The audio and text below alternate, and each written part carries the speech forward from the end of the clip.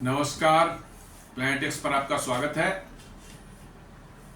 और हमेशा की तरह निवेदन है आपसे, प्लैनेट एक्स को सब्सक्राइब करें, हमारे वीडियोस को लाइक करें, फ्रेंड्स एंड फैमिली के साथ जरूर शेयर करें और बेल आइकन दबाना बिल्कुल ना भूलें। दोस्तों, आज एक ऐसे विषय पर बात करना चाहते हैं जिसके विषय में जो आम जनता के बीच में कोई बात नहीं होती, हम लोग के कॉमन सिविलियन के बीच में इसकी डिस्कशन नहीं होती, लेकिन ये देश के सुरक्षा के लिए और देश की अर्थव्यवस्था की सुरक्षा के लिए ये निहायत ही बहुत ही एक क्रूशियल एलिमेंट हो जाता है। ये ना रहे तो इमरजेंसी में जो है कोई ऐसी सिचुएशन, एडवर्स सिचुएशन क्रिएट हो जाए, वार हो जाए, कोई आप पर सैंक्शन लग जाए या कोई और तरह की कुछ इस तरह की बात हो जाए तो शायद देश को संभालना मुश्किल हो जाए। और वो है इंडिया का स्ट्रेटेजिक ऑयल रिजर्व। जी हाँ, आपने सही सुना, भारत का स्ट्रेटेजिक ऑयल रिजर्व। इसके बारे में आज डिस्कस करना चाहते हैं। इस पर बहुत कम डिस्कशन होती है क्योंकि कॉमन लोगों के इंटरेस्ट की ये चीज़ नहीं है, लेकिन ये बहुत ही क्रूशियल है, इसलिए हमें जानना जरूरी है। भारत का ने एक प्लान बनाया है, एक new strategic oil reserve to enhance energy security. ये एक न्यूज आई थी 2 जुलाई को 2025 इसी साल इकोनॉमिक टाइम्स में, और उसी पर हम बात करने जा रहे हैं कि क्या अभी एग्जिस्टिंग हमारा क्या है स्ट्रेटेजिक ऑयल रिजर्व और आगे फ्यूचर में हमारा क्या प्लान है। स्ट्रेटेजिक ऑयल रिजर्व को जो है हम लोग स्ट्रेटेजिक पेट्रोलियम रिजर्व, कॉमन मतलब कि जो है बोलचाल की भाषा में बोलते हैं, तो इसको शॉर्ट में SPR बोलते हैं। तो इसको आगे मैं इस्तेमाल यदि उस वर्ड करूँ तो आप समझ लेंगे कि वो SPR means strategic petroleum reserves. इसकी ज़रूरत क्यों है? ज़रूरत इसलिए है कि इंडिया की ऑयल डिपेंडेंसी बाहर पर हमेशा से रही है और बाहर से जो चीज़ मंगानी जाती है उसमें अनसर्टेनिटी बनी रहती है, इसलिए आपके पास एक स्ट्रेटेजिक रिजर्व होना चाहिए। इसके पीछे लॉजिक ये है और सही भी है। जो चीज़ आप खुद प्रोड्यूस नहीं करते उसके बारे में आप नहीं श्योर हैं कि आपको हमेशा 365 डेज एंड ईयर्स टुगेदर जो है इसमें कोई डिस्ट्रप्शन नहीं हो, ये चलता रहेगा अपनी तरह से, तो ऐसा सोचना बेमानी है। इसमें डिस्ट्रप्शंस आ सकते हैं, समस्या आ सकती है, इसलिए उनको एक बफर की तरह, एज ए शॉक एब्जॉर्बर की तरह जो है ये आपका स्ट्रेटेजिक ऑयल रिजर्व काम करने वाला है। हम लोग, जैसा पहले भी बता चुका हूं मैं, कि 85% अपनी ऑयल नीड्स जो है वो इंपोर्ट करते हैं, आयात करते हैं बाहरी देशों से जो है, और इसके कारण जो है हम हाईली वल्नरेबल हैं। ये सच्चाई है कि हम लोग हाईली वल्नरेबल हैं, बिकॉज कि बाहर से जो चीज़ आ रही है उसको कभी भी डिस्टर्ब की जा सकती है, जानबूझकर की या अदरवाइज भी कभी हो जाए तो आपकी इकोनॉमी और आपकी देश की सुरक्षा जो है वो खतरे में पड़ सकती है। तो we are always vulnerable to this. क्यों है? क्योंकि कई बार जो है ग्लोबल ऑयल प्राइस वॉलेटिलिटी भी हमने देखा है। कई बार ऑयल प्राइस बहुत नीचे आ जाती है और कभी बहुत ऊपर चली जाती है। ये बहुत बड़ा प्रॉब्लम है आपके देश की इकोनॉमी के लिए भी और आपके देश की सुरक्षा के लिए भी। आपने देखा होगा कि रसिया यूक्रेन वार में जो है ये 138 $38 पर बैरल के तक पहुंच गया था, जो कि अब तक का शायद हाईएस्ट होगा। और कोविड-19 के पैंडेमिक के दौरान जो है ये एक समय जो है $30 पर डॉलर तक भी चला गया था नीचे। तो आप समझते हैं कि वॉलेटिलिटी जो है डिफरेंट कारणों से अलग अलग समय में जो है होते रहती है। तो आपको इस शॉक से जो है बचने के लिए जो है आपके पास रिजर्व होने चाहिए, ताकि जिस समय एग्जॉर्बिटेंट प्राइस सडनली किसी कारण से बढ़ जाए तो कुछ दिनों तक आप अपने ऑयल परचेज को जो है शायद डेफर कर दें and wait for the prices to cool down, और उसके बाद फिर जो है जब वो नॉर्मलाइज हुआ फिर आप लेना शुरू करें। तो इसके लिए आपको स्ट्रेटेजिक पेट्रोलियम रिजर्व या SPR जरूरी होते हैं। जियो पॉलिटिकल डिस्ट्रप्शंस भी होते हैं, जैसे अपने ईरान की क्राइसिस आपने देखा अभी जस्ट, इजराइल ईरान या US ईरान के बीच में ये कॉन्फ्लिक्ट जो छोटा मोटा हुआ था, इसमें ऑयल डिसरप्ट होने की पूरी संभावना थी, क्योंकि मतलब कि जो है ईरान ने भी एक धमकी दे दी थी कि मैं हॉर्मुज स्ट्रेट को बंद कर दूंगा, तो आपका वहाँ से एक major portion of the oil जो है सऊदी अरब, UAE वगैरह से, इराक से जो आता है, वो सारा रुक जाने वाला था। फॉर्चुनेटली ये नहीं हुआ, वो अलग बात है, लेकिन इस तरह की बातें होती है। रसिया और यूक्रेन वार आप देख लीजिए, रसिया यूक्रेन वार में तो फॉर्चुनेटली ये कहिए कि आपको रसिया ने डिस्काउंट पर ऑयल देना शुरू किया तो आप बच गए, otherwise it has gone up to $138 पर बैरल। और यदि वो कंटिन्यू रह जाता और आपको रसिया से ऑयल नहीं मिलता तो आप समझ सकते हैं कि आपके देश की अर्थव्यवस्था क्या होती, आपके यहाँ पेट्रोलियम प्राइसेस कितने बढ़ते और पब्लिक का क्या होता। कभी कभी सप्लाई चेन के शॉक्स भी आते हैं, जैसा आपने रेड सी डिस्ट्रप्शंस में देखा, हुथीज ने जो रेड सी में कितनी तबाही मचाई, कितने शिप्स को उन्होंने जो है अटैक किया, डैमेज किया, तो आपके ऑयल सप्लाई उधर से जो आने वाले थे वो सब भी डिस्टर्ब हुए। तो ये सब जियोपॉलिटिक्स का हिस्सा है, ये सब होते रहते हैं दुनिया में। आप नहीं कह सकते कि नहीं ऐसा नहीं होगा, नहीं ऐसा कभी भी हो सकते हैं, इसलिए जो आपको उसके लिए तैयार रहने की जरूरत है। और इसी को ध्यान में रखते हुए जो है ये स्ट्रेटेजिक पेट्रोलियम रिजर्व्स थोड़े बने हुए हैं और कुछ नए बनाए जा रहे हैं, उसी की बात कर रहे हैं।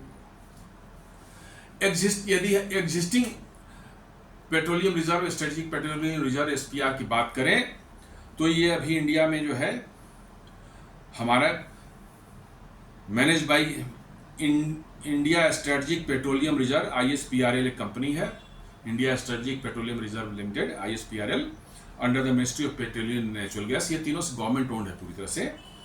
एक है आपका विशाखापट्टनम में है 1.33 मिलियन टन्स का, देन मैंगलोर में है 1.5 मिलियन टन्स का, कर्नाटका में जो है ये, और पद्दूर जो है कर्नाटका में, इसमें यहाँ भी 2.5 मिलियन टन्स के हैं।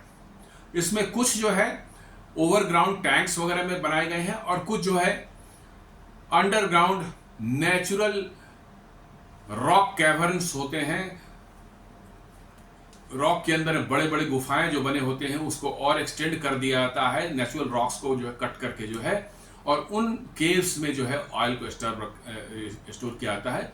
चूंकि ये इन्वायरमेंटल इम्पैक्ट्स ये बचे रहते हैं, आपके जो टैंक्स में, ओवरहेड टैंक्स में, ग्राउंड टैंक्स में जो रहते हैं उनको तो आपको धूप, हीट वगैरह का भी असर होता है, सब कुछ होता है, तो प्रेफर किया जाता है कि उनको अंडरग्राउंड उसमें रखा जाए, नेचुरल रॉक कैवर्न्स में जो है एज फार एज पॉसिबल, क्योंकि अंडरग्राउंड रॉक कैवर्न्स बनाने बड़े एक्सपेंसिव हैं, बहुत ही ज़्यादा एक्सपेंसिव होते हैं, इसलिए जो है उनको जो है हर जगह नहीं बनाया जाता। प्लस वैसे लोकेशंस भी हर जगह नहीं मिलते हैं, जहाँ मिलते हैं वहाँ पर बनाया जा रहा है। तो इसमें मैंगलोर वाला जो है परहैप्स जो है वो आपको, और विशाखापट्टनम वाला जो है ये ओवरग्राउंड है, टैंक्स के फॉर्म में है, और पड्डूर जो है वो रॉक कैवर्न्स में जो है ग्राउंड के अंदर में है। तो ये है 1.33 मिलियन टन आंध्र प्रदेश के विशाखापट्टनम में, 1.5 मिलियन टन मैंगलोर कर्नाटका में, और 2.5 मिलियन टन पड्डूर कर्नाटका में। ये तीनों मिलकर आपके हो जाते हैं total 5.33 million metric tons, covering around 9.5 days of net oil import. आप जितना ऑयल इंपोर्ट करते हैं तो 9 दिन का आपका रिजर्व इसमें पड़ा हुआ है। यदि 9 दिन तक आपको तेल नहीं आए बाहर से तो आपको इसका इस्तेमाल करके आप अपने नॉर्मल जो एक्टिविटीज है वो जैसे चल रही थी वैसे चल सकती है, लेकिन ये इनफ नहीं है, सफिशिएंट नहीं है।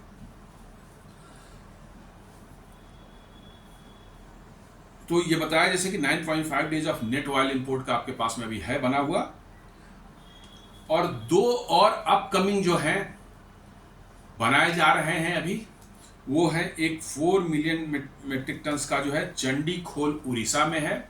ये नेचुरल रॉक कैवर्न्स में बन रहे हैं जमीन के नीचे, और ये है 4 मिलियन टन का। एक और पड्डूर जहां पर ऑलरेडी है 2.5 मिलियन टन का जो है, वहीं पर एक अनदर 2.5 मिलियन टन का जो बनाया जा रहा है पड्डूर कर्नाटका में। तो ये हो गए आपके एग्जिस्टिंग और जो नए बन रहे हैं अभी। तो नए बनने के बाद जो है आपका कंबाइंड बफर जो हो जाएगा, ये हो जाएगा आपका इन नॉट ओनली दिस कि जो स्ट्रेटेजिक पेट्रोलियम रिजर्व में भरा हुआ है, बट इसके साथ में रिफाइनरीज की अपनी स्टोरेज कैपेसिटी होती है। हर रिफाइनरी के पास देखिएगा बड़े बड़े टैंक्स होते हैं और उनकी अपनी रिक्वायरमेंट के 2-4-5 दिन हफ्ते दिन का जो है स्टोरेज वो करके रखते हैं कि उनकी सप्लाई डिस्टर्ब हो तो रिफाइनरी चलती रहे। यदि उन सबको मिला दिया जाए और कुछ जो है ट्रांजिट में रहते हैं, जैसे रसिया से ऑयल आ रहा है, सऊदी अरब से आ रहा है या वेनेजुएला से आ रहा है, उधर ट्रांजिट में रहते हैं हमेशा 10-20-50 शिप जो है आपके ट्रांजिट में जो क्रूड लेकर के आ रहे हैं, समुद्र में कहीं पर है वो, और रिफाइनरीज में बनी हुई है स्टोरेज वो अलग। तो जो एसपीआर आपके हैं प्लस रिफाइनरीज में जो स्टोरेज कैपेसिटी है प्लस जो है आपके ट्रांजिट में है, यदि इन सबको मिला के जोड़ दिया जाए तो ये आपका आ जाता है 75 डेज ऑफ ऑयल कवरेज। 75 दिन का आपके पास स्टॉक है। जैसे आप 75 दिन का स्टॉक आपके पास में है तो ये कह सकते हैं कि 75 डेज तक यदि कोई डिस्ट्रप्शन हुई तो आपको कोई बहुत बड़ी समस्या नहीं होगी। लेकिन आप एक अंतर्राष्ट्रीय संस्था है international energy exchange, international energy agency IEA, उसकी मेंबरशिप आप लेना चाहते हैं, भारत लेना चाहता है। उसके फायदे हैं, आप ऑयल ट्रेडिंग में आपको परमिशन मिल सकती है, आपको ऑयल एक्सचेंज प्रोग्राम दूसरे कंट्री के साथ आप कर सकते हैं। तो ये उसके कुछ फायदे ये सब हैं जिसके कारण भारत जो है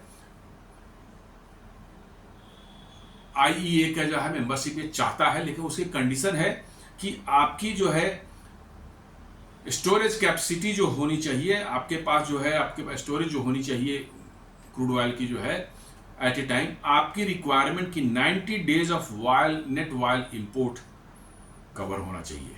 मतलब जितना आप तेल मंगाते हैं बाहर से अपने इंपोर्ट करते अपने देश को चलाने के लिए, उसका 90 दिन का स्टोरेज आपके पास उतना होना चाहिए, तभी आप IEA का मेंबर बन सकते हैं।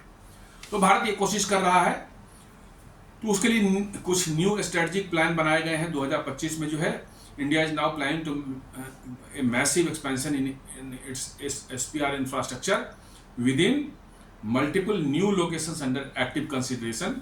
उसमें जो है आपका एक बीकानेर में बन रहा है, अगेन नेचुरल कैवर्न्स के अंदर में है, 5.2 to 5.3 मिलियन मेट्रिक टन्स पर का ये बन रहा है।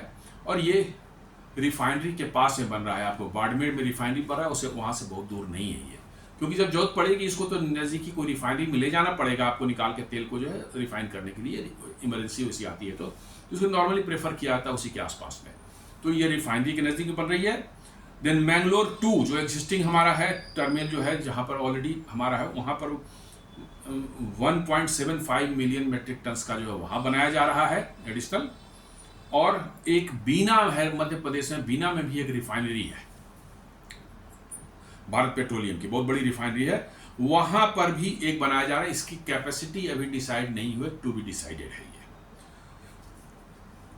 तो और ऑलरेडी जो हमने बताया, जो ऑलरेडी सैंक्शन है आपके, जो चल रहे हैं प्रोजेक्ट, 4 मिलियन मेट्रिक टन का जो चंडीखोल उड़ीसा में और 2.5 मिलियन मेट्रिक टन का पद्दूर कर्नाटका में नियर एग्जिस्टिंग फैसिलिटी के पास में जो है। तो इन सबों के आ जाने के बाद आपकी टोटल स्टोरेज कैपेसिटी हो जाएगी 17 मिलियन मेट्रिक टन्स ये एक्सपेंशन हो जाने के बाद, जो कि आपका करीब करीब 40 days of net oil imports का के बराबर हो जाता है, 40 डेज का।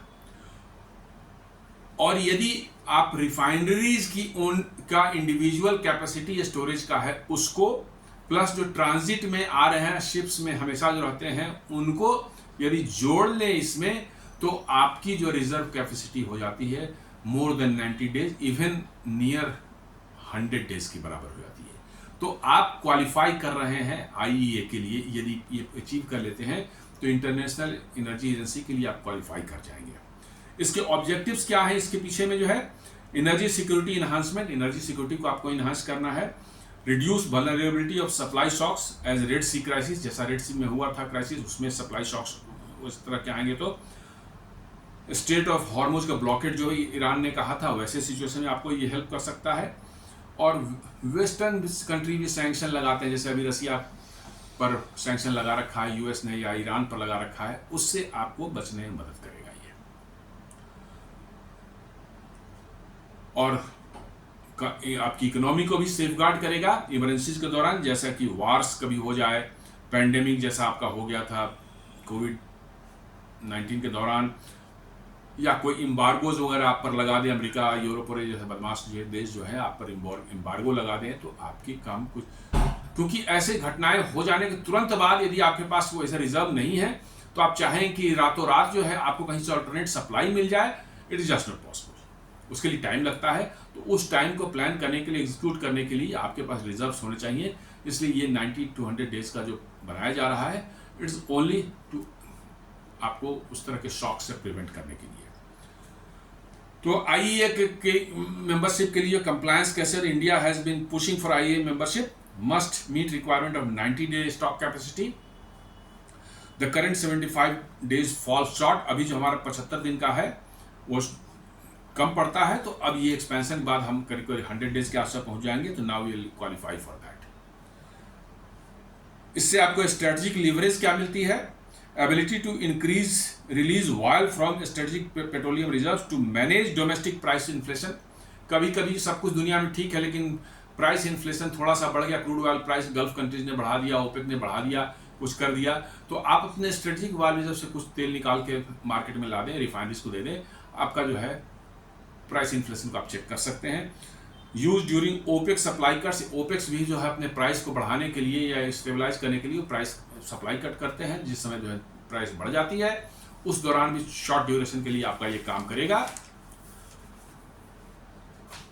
ये जो किया जा रहा है, इसमें पब्लिक प्राइवेट पार्टनरशिप को इनकरेज किया जा रहा है। Allow oil companies Indian plus foreigns to have lease storage and trade crude oil stored in SPRs, मतलब कि जो है इनको हमारे स्पेस जो बनेंगे उनको लीज पर ले सकेंगे, उसमें अपना ऑयल स्टोर करेंगे और उसकी ट्रेडिंग भी करेंगे वो दुनिया के अलग कंट्रीज से, चाहे विद इन द कंट्री या बाहर के दूसरे देशों से भी जो है। ये जो है आपको जापान एंड साउथ कोरिया के मॉडल से बड़ा मैच कर रहा है, वहाँ पर इस तरह की चीज़ें होती हैं, वहाँ के पर ये ऐसा किया जा रहा है कि कंपनी जो है लीज पर लेती हैं स्टोरेज फैसिलिटीज़ को, उसमें स्टोर करती हैं तेल, फिर वो दूसरों को बेचती हैं, ये ट्रेडिंग आपको अलाउ हो जाती है। ये IEA की मेंबरशिप लेने के बाद ये सब पॉसिबल है। पब्लिक प्राइवेट पार्टनरशिप को इसलिए किया जा रहा है कि जैसे ही जो है प्राइवेट पार्टनरशिप आती है, तो आपकी जो किसी भी ऑपरेशन की जो है इफिशिएंसी जो इंक्रीज हो जाती है। कॉमर्शियल मॉडल के लिए देखा जाए तो ऑयल कंपनी में be allowed to store oil for trading, जैसा मैंने बताया कि ऑयल कंपनी है, अभी जैसे इंडियन ऑयल है वो अपना तेल सिर्फ अपने यूज़ के लिए मंगाती है, रिफाइन करके देश में बेच देती है, इसका वो काम है, लेकिन वो मंगा के स्टोर कर सकती है और कल को जरूरत पड़े तो भारत में ही कोई दूसरे कंपनी को बेच सकती है, चाहे दूसरे देश के किसी दूसरे कंपनी को भी बेच सकती है, डिपेंड, इससे उनको फायदा हो सकता है। और इन सभी रिजर्व पर प्राइवेट हो चाहे पब्लिक हो, डजंट मैटर, इमरजेंसी के दौरान जो है गवर्नमेंट जो है सारे ऑयल्स को रिक्वेजिशन कर सकती है, ऑफकोर्स पे करेगी उसके लिए, बट सारे ऑयल्स को रिक्वेजिशन कर सकती है, कैसे कि नहीं आप नहीं बेचेंगे, ये मेरे लिए है, मैं इसके पैसे दे रहा हूँ, ये हम सरकार इस्तेमाल करेगी, तो ये उसमें प्रोविजन रहता है। यदि आप दूसरे देशों के साथ कंपेयर करें और अपने आप को कंपेयर करें तो कहाँ आप फिट होते थे। USA में जो है 714 मिलियन मेट्रिक टन का स्टोरेज कैपेसिटी है, SPR उनके पास में है जो उनकी रिक्वायरमेंट का 95 डेज का मीट करता है। चाइना के पास 500 मिलियन टन का है स्टोरेज कैपेसिटी और वो उनके 90 डेज के रिक्वायरमेंट को मीट करता है। जापान के पास 500 मिलियन टन का जो है कैपेसिटी है और वो उनके 160 डेज का रिक्वायर्ड कैपेसिटी उनको मीट करता है। और हम लोग जो प्लान कर रहे हैं वो हम लोग प्लान कर रहे हैं 90 डेज का, जो कि 40 मिलियन टन का जो SPR होगा, और रिफाइनरीज की कैपेसिटी उसमें जोड़ दी जाए और ट्रांजिट की कैपेसिटी जोड़ दी जाए, तो ये 90 to 100 डेज का हमारा हो रहा है। तो we are quite align to that, except Japan का थोड़ा ज़्यादा है 160 डेज, अदरवाइज US का ले लें तो 95 डेज का है, चाइना का 90 डेज का है, तो हम भी 99 to 100 डेज का कर रहे हैं। तो मोरलेस हम जो दुनिया के और देश जो मॉडल फॉलो कर रहे हैं उसी के तरफ जो है हम भी बढ़ रहे हैं, और ये हमारे देश की सुरक्षा और साथ साथ जो इकोनॉमी की सुरक्षा, हमारे अर्थव्यवस्था की सुरक्षा के लिए निहायत जरूरी है, बहुत ही इंपॉर्टेंट, क्रूशियल मतलब हो जाता है। तो दोस्तों, ये एक छोटा सा वीडियो था भारत का स्ट्रेटेजिक पेट्रोलियम रिजर्व पर मैंने बनाया है।